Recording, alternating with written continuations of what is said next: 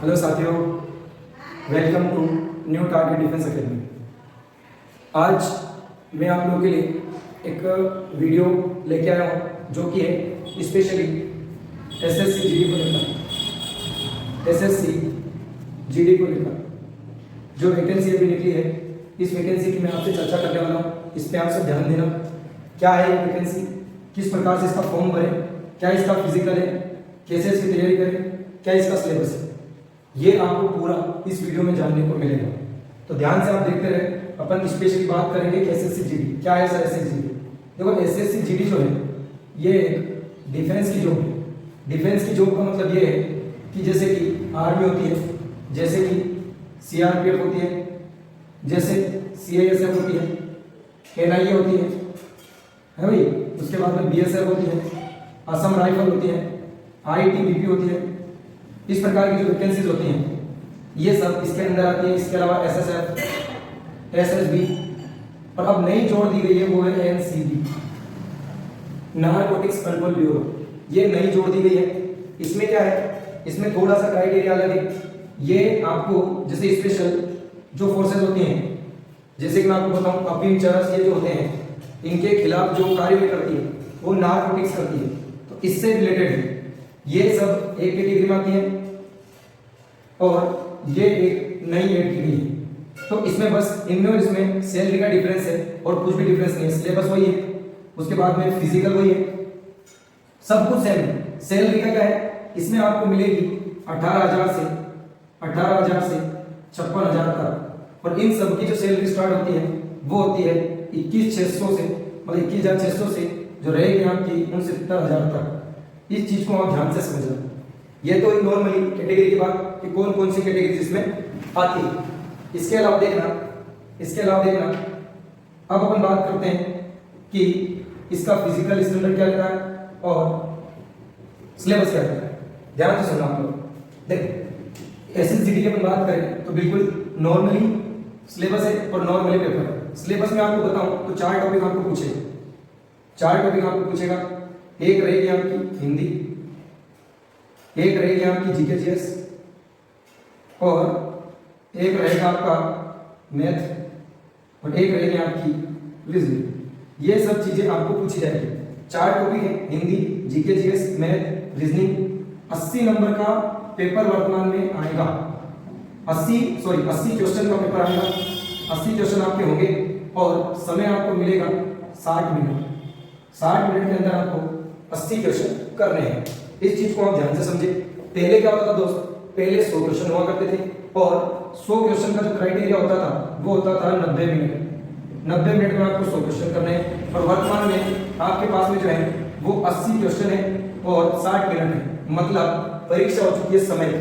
अब ध्यान दें तो हिंदी कितनी पूछी जाएगी, वर्तमान में हिंदी पूछे जाएंगे 25 क्वेश्चन, जीके जीएस के रहेंगे 20 क्वेश्चन, जीके जीएस के भी 20, मैथ के भी 20 और रीजनिंग के भी 20 क्वेश्चन। ये इनका क्राइटेरिया है। 20-20 क्वेश्चन के चारों रहेंगे। चारों पार्ट अलग अलग होंगे, कोई मिक्स क्वेश्चन नहीं होंगे। बस ये कि आपको इन 80 क्वेश्चनों को 60 मिनट में हल करना है। पहले क्या होता था, 90 मिनट हुआ करता था और 25-25 के 4 पार्ट होते थे। 25 की हिंदी, 25 की मैथ, 25 की जीके जीएस और 25 की रीजनिंग। वर्तमान में इसको चेंज करके कर दिया गया है 20-20 का पोर्शन। ये चीज भी आप समझ चुके होंगे। अब अपन बात करते हैं कि सर इसका फॉर्म कैसे भरे, इसमें फॉर्म कौन भर सकता है।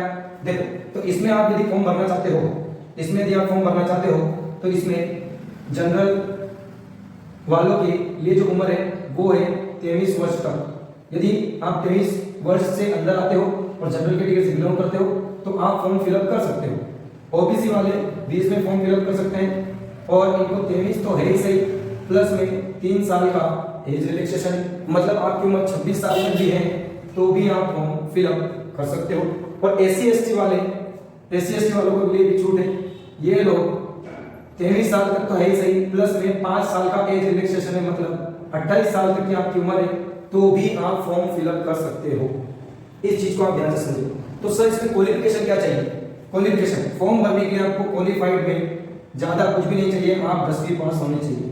यदि आप 10वीं पास हैं और 18 साल के हैं तो ये फॉर्म फिलअप कर सकते हो। ठीक है, सबसे बेस्ट जॉब है, अच्छी सैलरी है, 30 से 30 तरह से आपकी स्टार्ट है, आराम से आप मजे से लाइव जी सकते हो। इस चीज को आप ध्यान से समझें।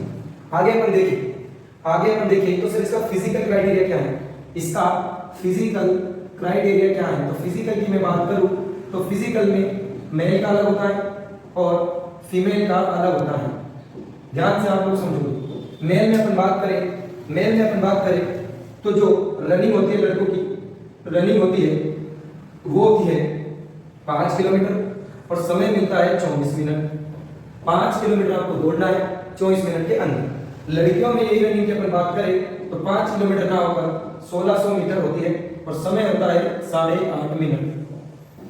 5 किलोमीटर बॉयज के लिए, 1600 मीटर लड़कियों के लिए समय है 8.5 मिनट और लड़कों के लिए 24 मिनट। जो बच्चा नॉर्मली भी दौड़ता है घर पे तो आराम से ये रनिंग क्लियर कर सकता है।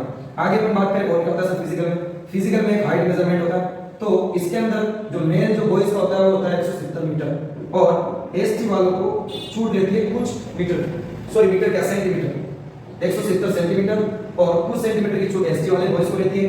यहाँ पर अपन लड़कियों की बात करें तो लड़कियों की जो हाइट रहती है जिसमें ओबीसी वगैरह जनरल की सबकी कॉमन है 157 सेंटीमीटर और यहाँ पर एसटी वाले जो लड़कियां हैं उनके लिए रहती है 150 सेंटीमीटर।